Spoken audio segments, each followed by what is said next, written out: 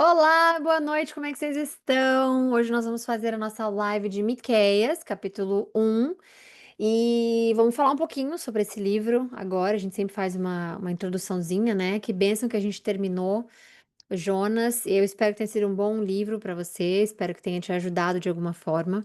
E agora a gente vai fazer Miqueias 1.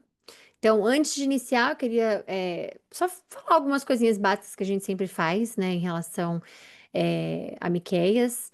Ah, a gente vai saber um pouquinho mais sobre o ponto de vista de quem é Deus, mas é um quem é Deus mais de tipo assim, quem é o Senhor, né? O Senhor da palavra que a gente não sabe exatamente a pronúncia, que é o Yahvé, né?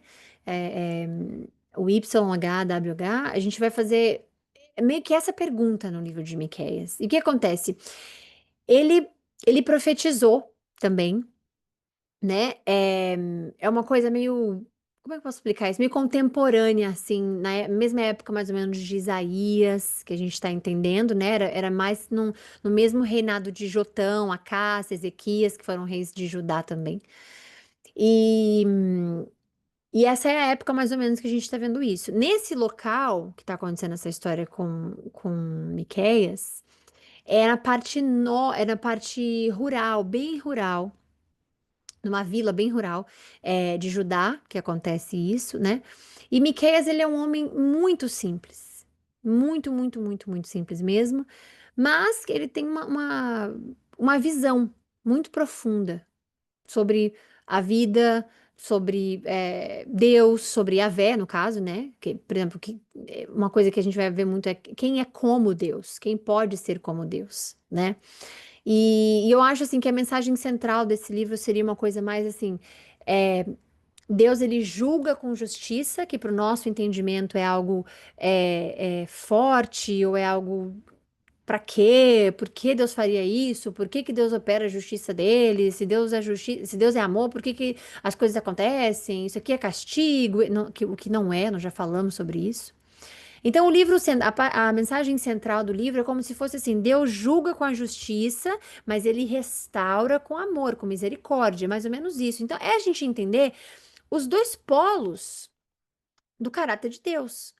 Não é para a gente julgar o que Deus acha pecado, como Deus faz, o que não é para a gente julgar, é para a gente entender que Deus ele age, ele julga o pecado, né, com a justiça dele.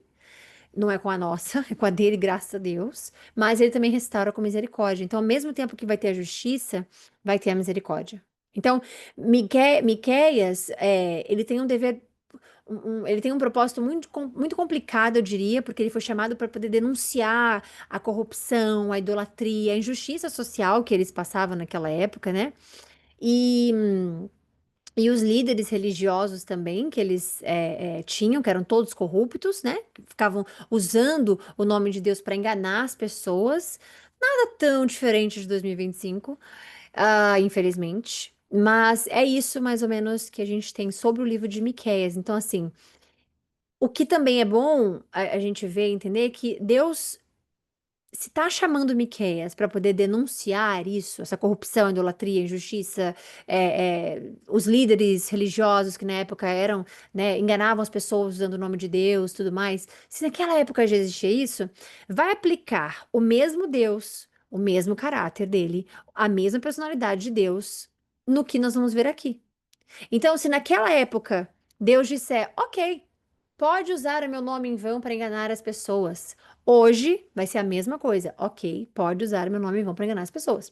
Se naquela época Deus disser, haverá a minha justiça porque vocês usam meu nome para enganar as pessoas. Hoje vai ser, enganaram as pessoas, agora vai ter minha justiça porque usaram meu nome em vão.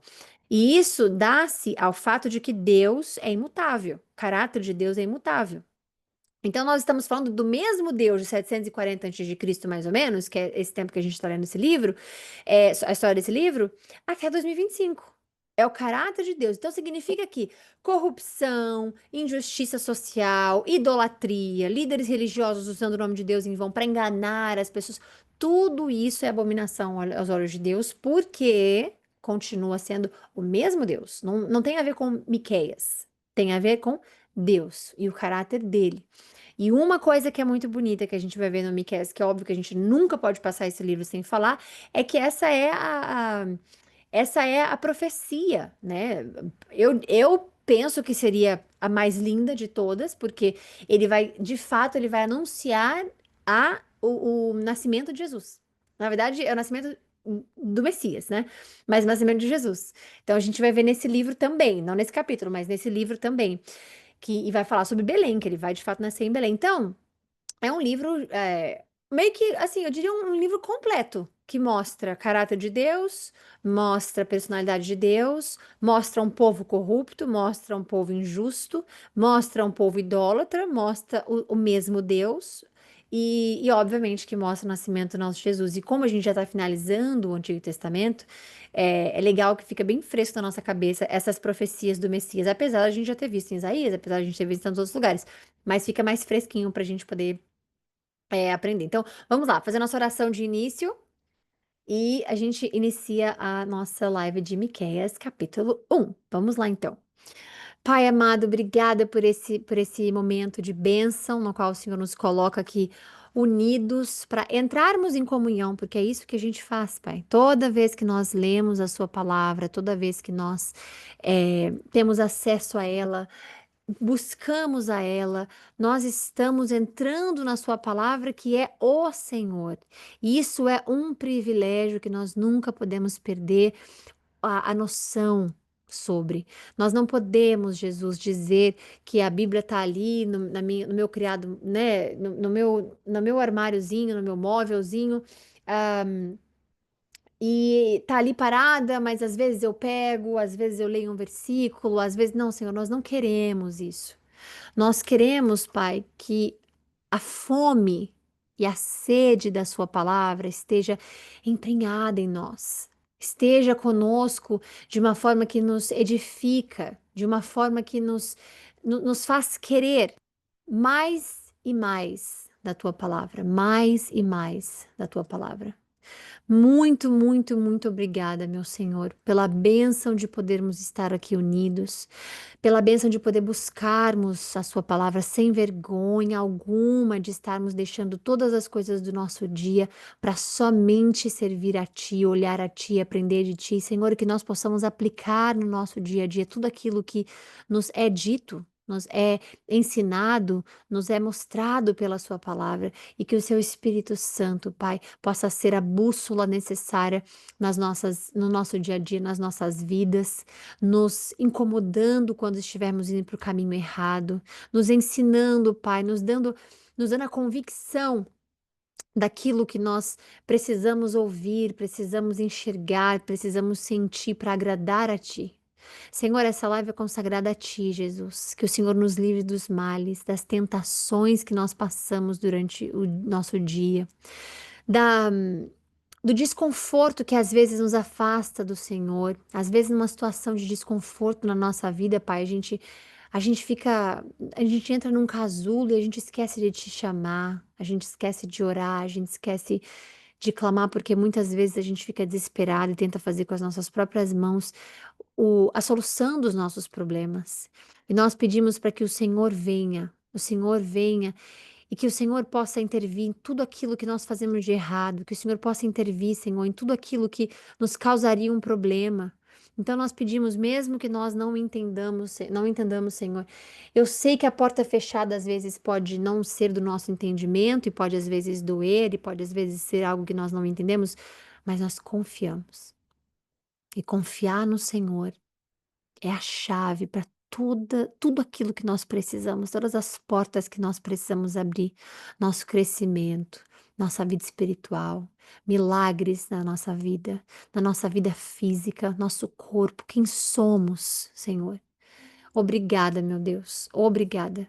Que o Senhor nos abençoe, que o Senhor nos dê uma boa live e que o Senhor nos faça aprender com esse capítulo de Miqueias, um livro tão importante e forte para o Senhor. Para a honra e a glória do seu nome, obrigada, Jesus. Amém. Bom, então, vamos lá. Deixa eu ver quantos capítulos que eu nem vi. Ah, vai dar tempo, que bom, graças a Deus, que bom, Senhor, obrigada. Bom, vamos lá então. Capítulo 1 de Miqueias.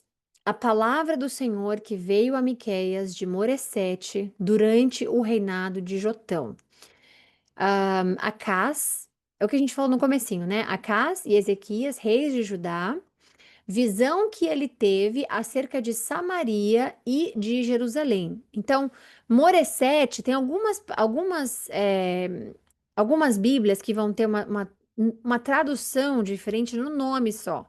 Tem pessoas que vão ver Moracetita e tem Morastita, desculpa, Morastita, e tem pessoas que vai ver como nós estamos vendo nessa aqui que é Moresete. Então, mas é a mesma coisa, o mesmo lugar. É uma vila bem pequena, porque é uma vila, né? Mas ela é uma vila bem pobre, mesmo, né? Próximo que fica de Gate, ou seja, Judá. Então a gente vê que Miqueias, ele é um homem muito simples, né? E com um chamado muito grande, com um propósito muito grande. Então é aí que a gente vê que para Deus não importa a classe social, não importa a cor do cabelo, não importa para Deus quando ele tem a transformação e nós aceitamos, porque tudo parte da gente. Não adianta a gente dizer, estou esperando Deus me mudar. Estou esperando Deus me transformar. Estou esperando Deus. Não existe isso. Nada na sua vida, em todas as áreas da sua vida, vai ter resultado se você não agir. Então, às vezes as pessoas dizem assim: ah, com o tempo eu faço. Veja bem, o tempo só tem uma tarefa: passar. O tempo não cura. Você, juntamente do tempo, se distrai, se fortalece, cresce, evolui, e aí você se cura, e aí você, né? Obviamente, estou falando em coisas que a gente nos ajuda a fazer, além de orar a Deus, além de pedir ajuda para Jesus, além de tudo isso. Então, o tempo ele só passa. O tempo ele não vai dizer para você, olha, tá na hora de você curar isso. Olha, tá na hora. Inclusive, eu acho que eu já falei para vocês aqui de um testemunho meu pessoal. Eu tive um relacionamento no qual era um relacionamento muito forte para mim. Eu achava que, sabe, eu não ia ter que passar por nenhum outro relacionamento, porque era aquele. Eu queria, né? Eu sempre quis fazer algo assim, não ficar por aí conhecendo várias pessoas. Sempre quis isso, sempre. Eu nunca fui de fazer isso, né? Até o dia de hoje. Logo. Eu lembro que eu tava nesse relacionamento e nós terminamos esse relacionamento. E é horrível, porque, né, término é horrível. Acho que muitas pessoas aqui já passaram por isso. E você se separar é algo que dói. O que já nos lembra que se separar é morte. Então, a gente se separar de Deus, imagina a dor que ele sente. Porque se nós somos a imagem e semelhança dele, se ele nos fez para ele, dele, imagina a dor dele nos perder. Imagina ele nos ver andando no caminho opostos com o inimigo. Imagina ele ver a gente renunciando à nossa vida eterna com ele, a gente escolhendo outro caminho. Imagina a dor de sentir isso. Então, quando nós nos separamos de alguém, dói. Por isso que Deus ele é contra o divórcio, tirando os motivos pelos quais se deve, né, fazer. É, que por isso que ele deu o certidão de divórcio. Porque se não fosse para não separar completamente, ele não teria dado, mas como os homens, né, naquela época, como todos os seres humanos, eles eram pecadores, erravam, etc., Deus criou essa certidão de divórcio que está lá atrás. A gente vai ver isso, a gente já viu isso, obviamente, né, na época de Moisés, Deuteronômio, você vai lá, Levítico e tudo mais. Então, é, é muito dolorido uma separação. E, obviamente, que eu sofri bastante, mas eu decidi quantos dias eu ia sofrer. Parece meio calculado assim, mas eu vou explicar. Primeiro dia eu sofri muito. Primeiro dia eu nunca imaginei que ele não fosse me ligar de volta. Achei que a gente poderia conversar, ter né, uma segunda chance, etc. Uma milésima chance e tudo mais. Mas nada. Não teve ligação, não teve nada. Segundo dia. E eu também não liguei porque eu gosto de respeitar o espaço das pessoas, né? Então, pra mim, tudo bem. Eu tava sofrendo quieta no meu momento. Segundo dia, nada. Terceiro dia, nada. Mas eu estava devastada, quebrada por dentro. E eu falava para Deus que essa dor passe, que essa dor passe. Mas eu também queria dar chance para que um milagre acontecesse, ele voltasse, ou a gente voltasse a se falar, ou tentasse alguma coisa de novo. Eu já contei essa história para vocês, mas vou contar de novo. E eu fiquei esperando. Então eu acordava chorando, dormia chorando, não fazia nada. Até que eu tive. Eu não posso dizer que foi o Espírito Santo, eu não posso dizer que foi Deus, eu não posso dizer porque eu posso estar mentindo, porque eu não lembro. Mas eu senti de fazer isso, me dar um período no qual eu aguardaria se fosse voltar ou não, se fosse reconectar ou não, mas também pararia de sofrer. Então eu falei, eu vou dar 30 dias, né? E eu vou, por esses 30 dias eu vou me reerguer, por esses 30 dias eu vou sofrer, por esses 30 dias eu vou me animar, por esses 30 dias eu vou me perdoar por tudo, em relação à dor, do sentimento e tudo mais, né? Porque a gente não consegue se perdoar, porque se conseguíssemos, Jesus não estaria na cruz, tá? Isso aqui é uma coisa emocional, eu não tô falando da nossa vida espiritual, da nossa vida. A gente não consegue se perdoar, porque senão não precisaria de Jesus. Então não me levem errado nessa frase. Então, esses 30 dias era para tudo isso. Então, passaram-se os 27 dias, eu ainda continuava chorando, mas menos, porque eu sabia que isso tinha que parar. E eu continuei acreditando que não, vai dar tudo certo, deu 30. Aí eu comecei no finalzinho, eu comecei já a ficar ansiosa para acabar logo e eu parar de sofrer, mas eu já tinha me dado aquele tempo e eu queria respeitar esse tempo. Passou 29 dias, no 30º dia, eu de fato acordei. Falei, bom, a partir de agora acabou mesmo. Então, acabou o relacionamento total. Se ele ligar ou se não tem mais volta, acabou. Agora eu vou seguir em frente com a minha vida, vou, né? Vou lavar o rosto, vou levantar, vou viver, vou tomar um banho, vou, né? Não como eu não estivesse fazendo isso antes, mas assim, eu acordei desse jeito. Falei, agora pronto. E assim foi feito. Os 30 dias acabaram, levantei, me ergui e pronto. E eu entendi que o relacionamento tinha terminado. Mas imagina se eu fico esperando o tempo me curar, o tempo me ajudar, porque o tempo serve a Deus. Então, não é o tempo que faz nada na sua vida. É a sua decisão de chamar Deus para o seu problema, é a sua decisão de chamar Deus para a sua dor, é a sua decisão de chamar Deus para a sua mudança. Então, não adianta pôr nas mãos de Deus e dizer, faz aí, na hora que o senhor quiser. Não é assim que funciona. Então, tem que partir de você. A vontade da mudança, a vontade do arrependimento, a vontade é sempre a partir de você. E aí sim ele age. Porque conta a sua fé, conta a sua intenção, conta o seu coração, conta o seu relacionamento com ele, conta a sua genuidade, o seu coração genuíno, conta a sua honestidade, tudo isso conta. Com Deus no seu relacionamento, tudo isso conta. Então, o que acontece? Eu finalizei esses 30 dias muito bem, muito bem. Porque eu entendia e conversava comigo mesmo que você já teve os dias de choro, de sofrimento, de arrependimento, ou de o que quer que seja. Agora você precisa se cuidar, você precisa cuidar de você. Então o tempo não faz absolutamente nada se você não andar com o tempo. Ele vai continuar passando, é só isso que vai acontecer. Então o dia é hoje. Para salvação é hoje, para mudança é hoje, para academia é hoje, para sua o que quer que seja, é hoje. Nunca fique deixando para amanhã, para depois, para depois, para depois, porque o tempo não vai te curar. Isso é uma ilusão que acontece. O que vai acontecer é o tempo passar, passar, passar, passar, você ficar cansado de não ver nada e você vai decidir, não, acho que chega, já deu o momento. Aí você vai decidir, tudo finaliza na sua decisão em crer em Cristo e ser salvo, em mudar seus pecados, deixar para trás seus pecados e crer em Jesus, em seguir de fato a Bíblia, de ler a Bíblia, de aprender a Bíblia e por aí vai. Então a sua decisão, ela vem com uma consequência, e a consequência nem sempre é ruim, porque às vezes a gente fala assim, vai ter que pagar a consequência. Se a coisa boa que você faz na sua vida, que ótimo, que venham as consequências maravilhosas. Então não precisa ter a conotação ruim, a palavra consequência, né? Então é isso. Eu não sei especificamente por que que eu fui na parte do tempo, tá? Mas se o Senhor mandou eu fazer isso e colocou no meu coração, vai servir para alguém.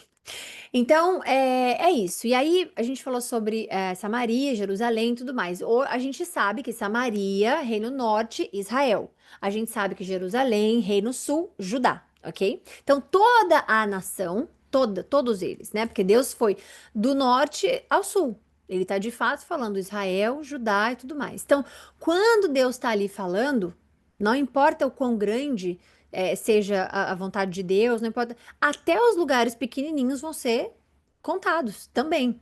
Porque Deus não tem preferência geográfica para estar. Ele é onipresente, ele está em tudo quanto é lugar. Então Deus, ele alcança todo lugar, toda cidade, todo coração que de fato quiser ele, né? Então, vamos lá. Dois, ouçam todos os povos, prestem atenção. Peraí. Ó terra e todos que nela habitam, que o soberano Senhor testemunhe contra vocês. O Senhor desde o seu santo templo. Então, obviamente, Deus está convocando todas essas nações como testemunhas para elas prestarem atenção no que vai acontecer. Desde o seu santo templo, ele está falando, desde o que? Da sua santidade. Não é do templo político que eles conhecem, o físico, o templo, não é o templo, é desde o seu santo templo, é desde toda a santidade de Deus exposta a eles ali, né? E esse tom que a gente está vendo é como se fosse um tom de tribunal mesmo. Ele está falando que, ó, Deus é o juiz e é isso. E Israel é como se fosse o réu, né? E Israel a gente está falando aqui de todos eles, porque ele colocou absolutamente todos os lugares, tanto Samaria quanto Jerusalém. Vejam, o Senhor já está saindo da sua habitação. Ele desce e pisa os lugares altos da terra. Então, aqui a linguagem já está falando: olha, Deus sai, Deus anda, Deus não está mais onde ele está. Ou seja, ele desce. Então, a gente está vendo aqui agora o que vai acontecer, ó, o julgamento de Samaria e de Jerusalém. Os montes debaixo dele se derretem como a cera diante do fogo. E, obviamente, os montes todos, a gente está falando o quê? Dos poderes humanos, de todos os montes, de todos os impérios, de todas, né, de tudo aquilo que está abaixo dele. E a gente não pode esquecer que cada império, com um rei, com um povo, tem o quê? Orgulho, poder, ego. Então, tudo isso debaixo dos pés dele. E ele fala: ele desce e pisa os lugares altos da terra. Os montes debaixo dele se derretem como cera diante do fogo, e os vales racham no meio como água derramada em uma encosta. Tudo por causa da transgressão de Jacó. Por que que você não pode ler isso aqui como se fosse, não, Thay? Ele tá falando só da montanha mesmo. Ele tá falando só da cera, né? Por que que a gente não pode ler assim? A gente precisa entender que é uma leitura espiritual. Primeiro, porque a Bíblia, ela é um livro espiritual. Então, se ela é um livro espiritual, você não tem como ler de outra forma. É igual você, por exemplo, ler um livro de receitas de culinária e você ir para um zoológico. Enquanto você está lendo o livro para você cozinhar ali. Você não vai ter, você não vai ter fogão, você não vai ter panela, você não vai ter. Então, o lugar apropriado é, né? O lugar apropriado, o lugar onde a sua vida espiritual vai ser moldada e você vai. É a Bíblia Sagrada. Então, óbvio, na nossa vida, né? Aqui para ele tá falando de uma forma, não didática somente. Ele tá falando que, de fato, não é só o monte que ele tá falando. Ele tá falando da cera de baixo, não. Ele tá mostrando uma coisa apocalíptica, uma imagem mais apocalíptica. Ele tá dizendo que, olha, vai descer os montes de baixo, ou seja, que estão debaixo dele, ou seja, tudo que ele vê. Todos os reinos, todas as nações, tudo, é isso que ele tá falando, né? Tudo por causa da transgressão de Jacó. Então, por isso que você está vendo que não pode ser simplesmente literal este verso, o verso 4 e 3. Por quê? Porque aqui a gente está falando tudo por causa. O que que é por causa? Ele descer, a cera diante do fogo, se derreter, os vales racharem. É por isso. Por conta da transgressão de Jacó, dos pecados do povo de Israel. Qual é a transgressão de Jacó? Qual é a transgressão? Não, peraí. Acaso não é Samaria? Então, o que acontece aqui? Porque Deus está identificando a causa do juízo. Não é do castigo, não é da dor, não é é do juízo. Deus é justo, logo, ele aplica o juízo. Então, aqui ele tá perguntando, qual que é a causa? Qual é a transgressão de Jacó? Qual que é o pecado? O que que ele fez? É o pecado, exatamente isso. Então, acaso não é Samaria? Por quê? Samaria e Jerusalém, gente, eles eram o centro de idolatria e de corrupção daquela época. Eles eram o centro completamente. Então, Deus está falando, acaso não é Samaria? Qual é o santuário local de Judá? Acaso não é Jerusalém? Então Deus está colocando ali que até mesmo a capital, no caso que é Jerusalém, até mesmo a capital deveria se guiar deveria ser de fato um exemplo, mas se tornou o quê? Um exemplo de queda.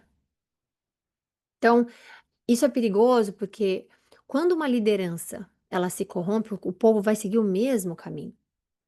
E não adianta, porque você vai olhar para o líder daquele lugar.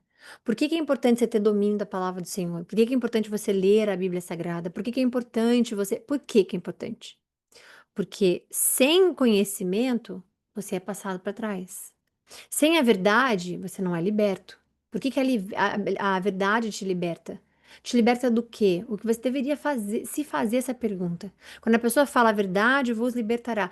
Quem é a verdade? Eu sou, ele fala, o caminho, a vida. Não vou falar a parte da verdade, que é para você pensar. Quem foi que falou isso? Então, quem é a verdade? Quem é a palavra do Senhor e quem é a verdade? Então, quando a gente está falando sobre a liberdade, sobre aquilo que a palavra pode te dar, isso vai evitar com que você caia que você caia com uma liderança corrupta, com líderes corruptos, com empresas que deveriam ser igrejas, mas são empresas que enganam as pessoas e usam o nome de Deus em vão, como a gente acabou de ver lá em cima no versículo 1 ou 2. Então é muito importante a gente se ligar nessas palavras que ficam nos versículos para que a gente possa entender a parte que vai nos caber de entender. A parte que Deus quer que a gente coloque nos dias de hoje para. Ah, então pera. Se ele está falando de todo o reino, que todos eles caíram, mas por que que um reino caiu inteiro? Não pode ser só o rei cair? Não. Porque um líder, quando ele cai, ele se corrompe, todo o povo seguindo ele também vai cair. E aí, a gente vai aprendendo isso no caminho. Mas se a gente lesse a Bíblia antes, a gente não aprenderia na dor, aprenderia no amor, né? E Deus, ele cobra primeiro de quem tem mais influência, sempre. De quem tem mais influência, quem tem mais responsabilidade, né? Ele cobra primeiro as pessoas, porque se foi dada para elas a responsabilidade de guiar, você não tá guiando bonecos, você não tá liderando bonecos, você não tá guiando material, você tá guiando criaturas do Senhor. Sejam filhos, dividida herança com Jesus, ou seja, os crentes em Cristo, ou sejam os não salvos ainda. Então, ser líder em algo não somente requer responsabilidade, paciência, mas requer muita sabedoria. E um bom líder vai pedir sabedoria, porque para guiar o povo do Senhor, as criaturas do Senhor, os filhos do Senhor. E o exemplo mais eh, explícito disso é Salomão, que Deus pergunta, ele faz um pedido, vou te dar o que você quiser. E a gente tem Salomão pedindo sabedoria para guiar o povo de Deus. Então ele continua. Por isso, peraí, versículo 6. Versículo 6. Por isso, farei de Samaria um monte de entulho em campo aberto, um lugar para a plantação de vinhas. Atirarei as suas pedras no vale e porei a descoberto os seus alicerces. Então, o que que ele está falando? Isso aqui essa parte é uma profecia literal mesmo, porque Samaria ia ser destruída depois, né? Pela Síria. E foi cumprida. Foi em 700 e tantos antes de Cristo. Eu diria 730, 720. Não sei a data exatamente agora, mas 720 antes de Cristo. 722 antes de Cristo. Você tem Samaria atacando, desculpa, a Síria destruindo Samaria. Então, essa é uma profecia de fato literal mesmo que está acontecendo, né? Montão de pedras, coisas tudo, é porque Deus tá mostrando ali que, olha, esse lugar que vocês, né, profanaram, vocês profanaram esse lugar e colocaram como se fosse algo. E não era para profanar, porque era de Deus, né? Então Deus mostra que a cidade está toda orgulhosa ali, cheio né, de pecado, muita, com muita prosperidade, mas sem glória nenhuma. Porque tudo que é construído sem Deus vai ser derrubado, gente. Até os fundamentos. Pode ser na sua vida. Por exemplo, uma vida baseada em mentira. Não vem de Deus. Não é construído com Deus. O alicerce é a mentira, vai ser derrubado. Por isso que Deus traz a luz. Por isso que de vez em quando você vê aí. as barbaridades sendo descobertas. Pessoas, líderes, crimes, Deus põe tudo na luz. Nada fica escondido aos olhos do Senhor, isso é o que a palavra nos diz. Então, é isso, versículo 7. Com quanto, gente? 15. Vai dar tempo, né? Acho que dá. Vai. O profeta, não, todas as suas imagens esculpidas serão despedaçados, e todos os seus ganhos imorais serão consumidos pelo fogo. Destruirei todas as suas imagens. Essa não é a primeira, essa não é a segunda, essa não é a terceira, essa não é a quarta, essa não é a quinta, essa não é a sexta, essa não é a sétima, não é a oitava, não é a nona. Não é a 10ª vez que Deus fala sobre imagens. Não é a primeira vez e nem vai ser a última que Deus fala sobre a idolatria, sobre as desculpas que as pessoas usam para que elas continuem fazendo aquilo que, infelizmente, elas estão cegas espiritualmente, cegas de todas as formas, ou sendo influenciadas de outras. Não é a primeira vez. Só em um versículo Deus já falou 2 vezes. Imaginem todos os livros que nós já lemos do início até agora. Então, todas as suas imagens serão destruídas, desculpa. As imagens são ídolos de culto pagão. Naquela época, eles criavam com as próprias mãos. E Deus falava: a imagem oca que você criou com a sua própria mão, a imagem vazia que não vai te responder. Deus já falou tudo isso. A gente já viu tudo isso. Já lemos tudo isso. E não é a Thay falando, não é, é a Bíblia. Qualquer Bíblia que você abrir vai estar escrito igual. Então, se ele disse que ele não muda, o caráter dele não muda, que ele não é homem de se arrepender de voltar atrás, não é homem de mentir, que não é. Se ele já disse tudo isso, como pode a gente criar uma desculpa ou criar uma brecha para que a gente diga não tem problema, porque eu não estou fazendo isso, eu não estou idolatrando, eu não estou amando, eu não estou isso, eu não estou aquilo. Deus não deixou a imagem dele, não deixou a imagem de Jesus, não deixou a imagem. Não tem. Porque ele precisa que você, número um, acredite que ele é o suficiente, então você não precisa de imagem nenhuma, só ele. E ele também precisa que você acredite nele por acreditar, porque você precisa crer para ver. Você não precisa ver para crer. Você não pode ver para crer, porque imagina quão fácil seria, isso é bíblico também. Imagina quão fácil seria a gente ver Jesus para crer em Jesus. Olha que ótimo, que maravilha. Mas ter um relacionamento com ele, crer nele, vai pedir muito mais de você. Vai pedir a sua fé.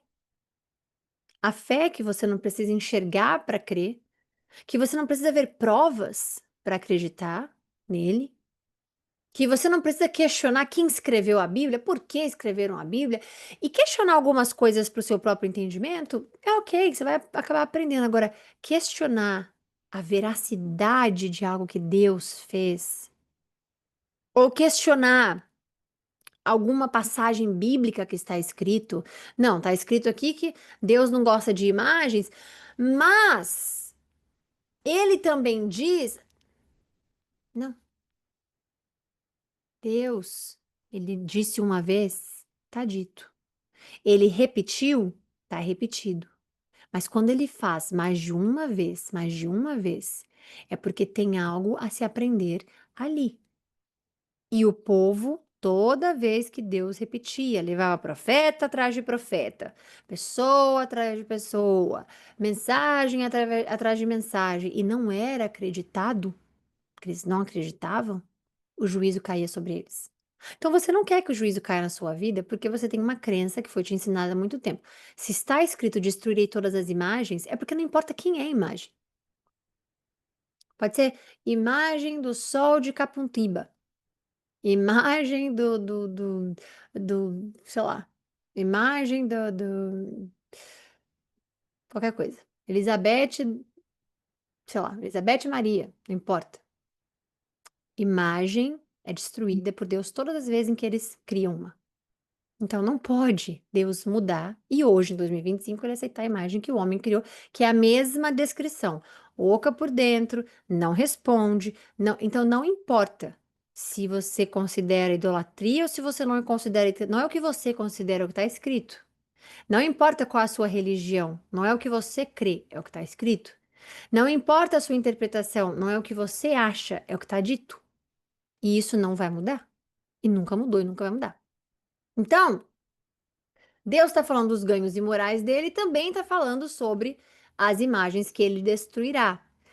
E o salário disso tudo é o pecado. Porque eles tinham essa riqueza adquirida com a idolatria, corrupção religiosa, e ainda assim as pessoas faziam. Porque Deus ele vai destruir tudo aquilo que é acumulado na nossa vida, gente, com base em fidelidade, seja física, seja espiritual, seja. Ele não adianta. A gente pode falar o que a gente quiser, a gente pode criar desculpa o quanto quiser. Uma coisa é certa, ele está vendo e ele traz à luz tudo aquilo que é necessário para que não manche-se o nome dele. Sempre vai ser assim. É isso. Visto que o que ela ajuntou foi como ganho da prostituição, com o salário da prostituição será usado. E a prostituição, aqui não está falando da prostituição que você acredita, que você conhece. A prostituição é da fé. A prostituição é vocês ganharam isso aqui com alianças políticas religiosas de outros deuses, de outros ídolos, que é o que acontece com o Império Romano também mais lá para frente, que onde se é misturada a fé cristã com os romanos. Então, muitas coisas da crença romana, igreja não, mas do Império Romano foi misturada com o Evangelho também. E isso é importante. E criado várias coisas sobre isso. Que é um assunto que a gente pode falar em qualquer outra live, mas se você tiver dúvida, questão, você pode deixar no comentário do YouTube, você pode mandar no DM do Instagram, você pode, enfim, é somente ter dúvida para que a gente esclareça, converse, porque a gente está aqui como irmãos de fé, irmãos em Cristo, para um ajudar o outro. Não é a minha palavra que vale, é o que a Bíblia diz, é o que nós estamos lendo, é verso por verso, ok? Então vamos lá. O lamento do profeta. Por causa disso, porque aqui agora Miqueias, ele tá completamente sentindo o juízo de Deus. Ele tá literalmente assim, profundamente sentindo o que Deus falou, que Deus, né, que o juízo vai chegar. E obviamente que ele não é um profeta robô, frio. Ele sente. Então, chorei, lamentarei, andarei descalço e nu. O descalço e nu é porque é um sinal de lamento total. É quando assim, não é no desliteral, não é sair por aí pelado, não era isso. Mas era um sinal de lamento mesmo. Quando ele diz assim, sabe quando você fala assim, eu vou morrer de chorar? Você não vai morrer, mas você tá falando que você vai morrer de chorar. É igual. Então, descalço e nu é no sentido de você estar completamente destruído. É lamentar e é isso. Então, uivarei como chacal e gemerei como filho de coruja. Você vê? É uma forma de mostrar isso.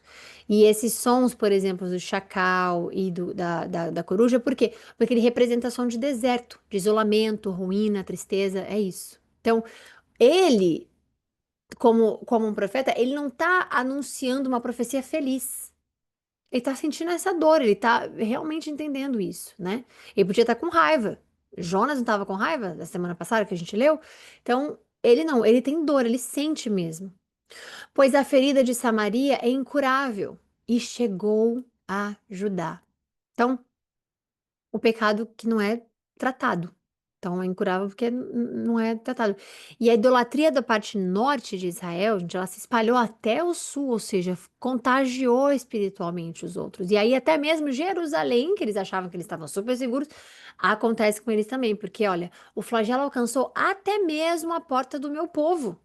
A porta de Jerusalém, porque eles acreditavam que eles estavam seguros. É a mesma coisa com a gente. Ah, isso nunca vai acontecer comigo. Não, não. Então, você nunca pode estar certo 100% das coisas na sua vida, na sua fé, em relacionamento com Deus. Por isso que nós precisamos vigiar. Por isso que nós precisamos contar com a força de Deus, com a convicção do Espírito Santo, dos frutos que o Espírito Santo pode nos dar. Porque não é uma coisa simples e fácil.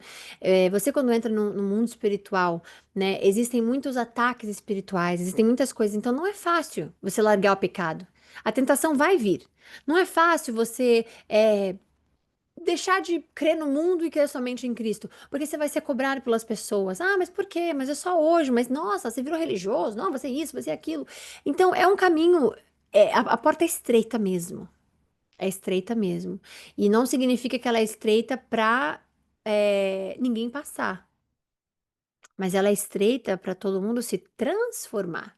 E nem todo mundo quer se transformar. Nem todo mundo quer dizer, ah, não, eu não vou não deixar de fazer isso. Eu amo fazer isso, eu amo fazer aquilo. Eu vou ter que deixar só por conta de essa escolha, como a gente falou. Sempre vai ter a escolha. E aí ele continua. Não contem isso em Gate. Ou Gate assemelha-se à palavra que traduz por contém. Então, não contem isso e nem chorem. Habitantes de Bet-Ofra, ou casa de poeira, que é o que significava Bet-Ofra. Resolvam-se no pó. Saiam nus e cobertos de vergonha, vocês que moram em Safir, os habitantes de Zanã, desculpa, peraí. Os habitantes de Zaanã não sairão de sua cidade. Bet-Ezel está em prantos, foi-lhe tirada a proteção. Os que vivem em Marote, ou assemelha-se à palavra Mara, que significa amarga. E toda vez que alguém fala assim, nossa, que Mara, porque eu já vi bastante isso, né? As pessoas falam, que Mara, que Mara. Você, quando estuda a Bíblia, você sabe a palavra, você fica assim, nossa, Mara significa amargo. Por que que eu falo Mara disso, né? Mas é muito engraçado. Foi-lhe tirada a proteção, que vivem em Marote, se contorcem de dor, aguardando o alívio. Porque a desgraça veio da parte do Senhor até as portas de Jerusalém. Habitantes de Laques, atrelem as parelhas de cavalos a carruagens. Vocês foram o início do pecado da filha de Sião, pois as transgressões de Israel foram encontradas com vocês. Então, Laques era uma cidade militar, era uma cidade militar muito estratégica.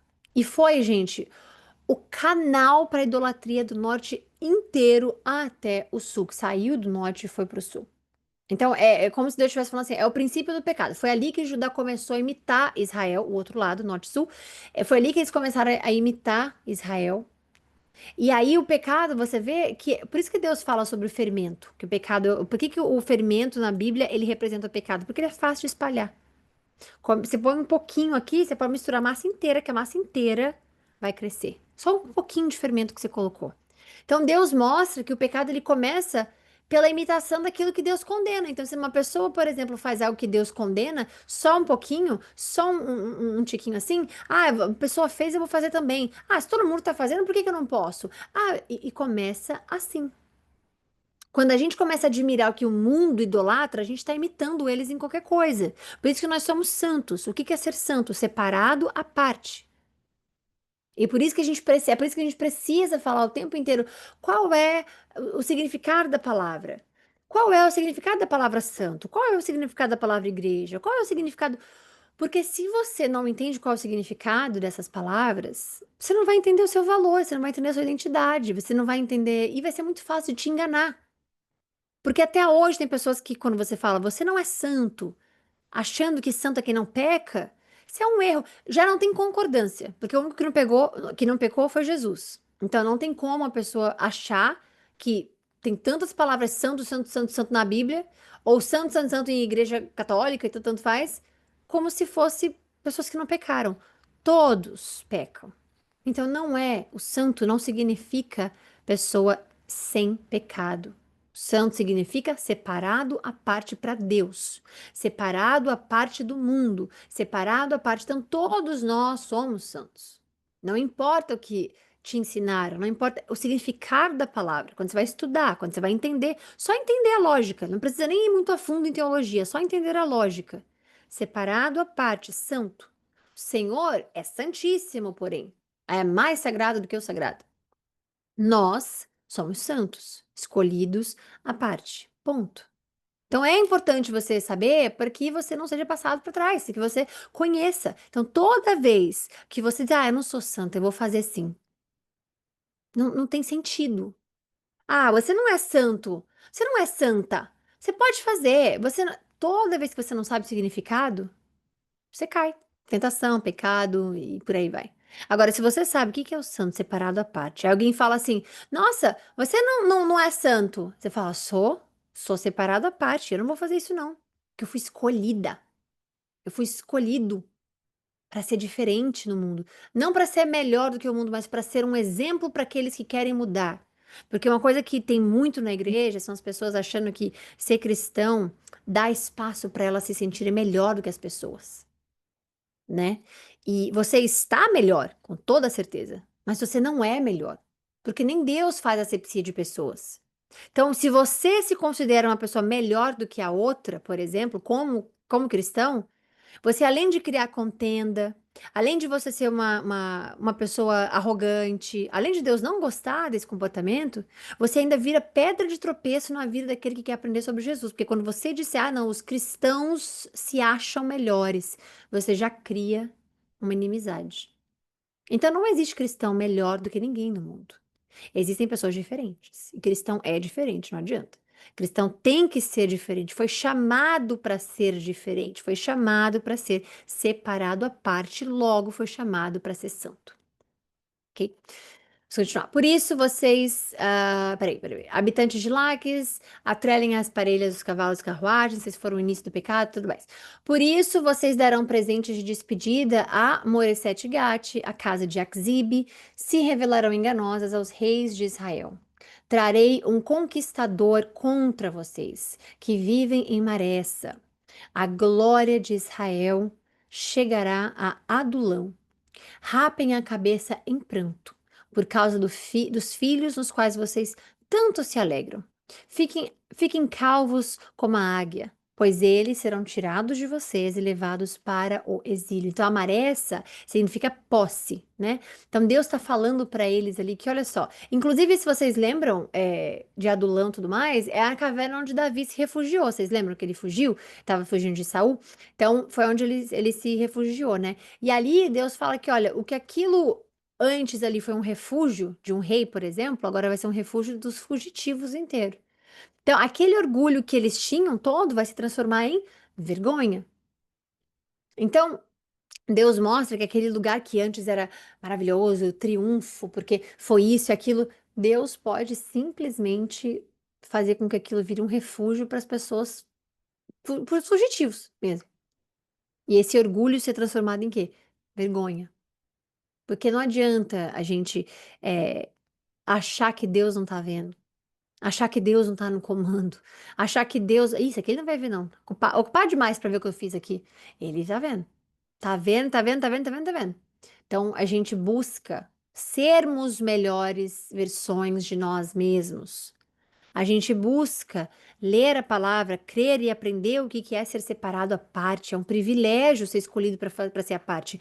Não fazer isso, não fazer aquilo, não é prisão, é liberdade. É você dizer: posso, mas não quero. Posso, mas não preciso. Posso, mas só o Senhor é o suficiente. Posso, mas não gosto de fazer isso. E você não precisa fazer só porque todo mundo está fazendo, né? Enfim. É isso, finalizamos aqui. A gente volta amanhã, se Deus quiser, para Miqueias capítulo 2. Fiquem com Deus. Um beijo para vocês. Até amanhã, se Deus quiser. E muito obrigada. Bom restinho de noite para vocês.